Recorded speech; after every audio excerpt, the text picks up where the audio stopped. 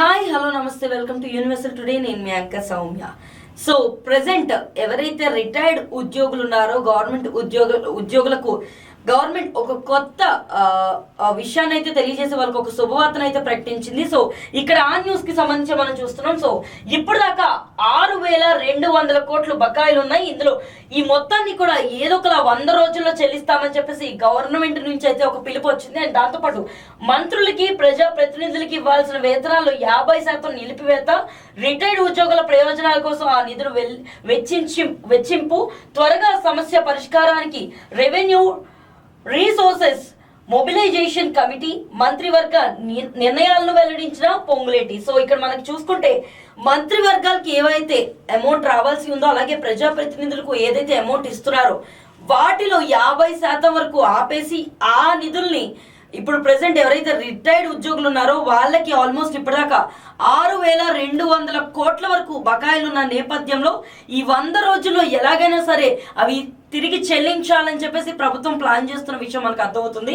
So ఇప్పుడు దాకా ఉన్నదాన్ని ఇప్పుడు ఓ పక్కన మంత్రులకి ప్రజాప్రతినిధులకి ఇవ్వాల్సిన అమౌంట్లు ఆపి ఒక 50% అయినా సరే వాళ్ళకి ఆపగలిగితే ఇటు పక్కన ఎవరైతే రిటైర్డ్ ఉద్యోగులు ఉన్నారో వాళ్ళకి అది హెల్ప్ అవుతుందని, వాళ్ళ బకాయిలు తీర్చడానికి అవి దోహదపడతాయని చెప్పేసి గవర్నమెంట్ అయితే ప్లాన్ చేస్తుంది. సో రాబోయే 100 రోజుల్లోగా విశ్రాంత ఉద్యోగులకు సంబంధించిన 6,200 కోట్ల బకాయిలు చెల్లించాలని రాష్ట్ర వర్గం నిర్ణయించింది. సో మంత్రులు కొందరు ప్రజాప్రతినిధులకు ఇచ్చే జీతాల్లో 50% నిలుపుదల చేసి వాటిని రిటైర్డ్ ఉద్యోగుల బకాయిల చెల్లింపు కోసం సిద్ధం చేసే నిధులతో కలిపి సర్దుబాటు చేయాలని తీర్మానించుకుంది.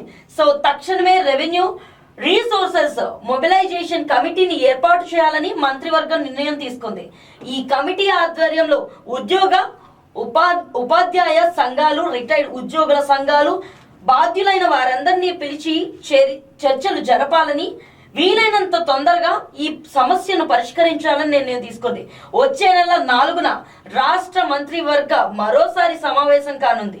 ఆ రోజున ఉద్యోగులు, విశ్రాంత ఉద్యోగులు ప్రయోజనాలు ఎలా ఎంత త్వరగా చెల్లించాలనే దానిపై మంత్రివర్గం స్పష్టమైన నిర్ణయం తీసుకోనుంది.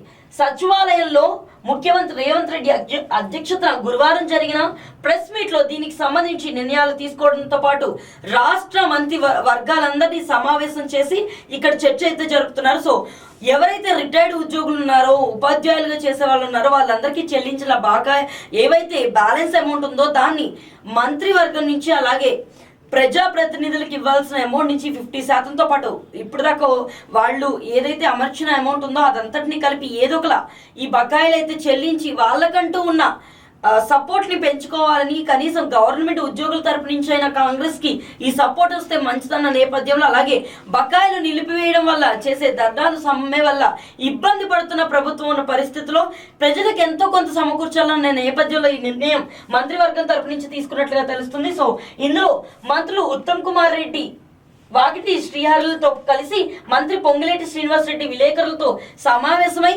ఏదైతే ముఖ్యమంత్రి రేవంత్ రెడ్డి వాళ్ళకి వెల్లడించారో ఆ విషయాన్నంతటిని కూడా విలేకరులతో పంచుకోవడం అయితే జరిగింది. మరి ఎప్పటి వరకు దీనికి సంబంధించి ఫుల్ సొల్యూషన్ ఈ 100 రోజుల్లో ఖచ్చితంగా తేలుతుందా? సో ఇంకా ఎక్కువ సమయం పట్టే ఛాన్సెస్ ఉన్నాయా లేదా? ఆ లోపే వాళ్ళు అనుకున్న తీర్మానాలన్నీ కూడా నెరవేరుస్తారా ఏంటి అన్నది తెలియాలంటే ముందు వేచి చూడాల్సింది.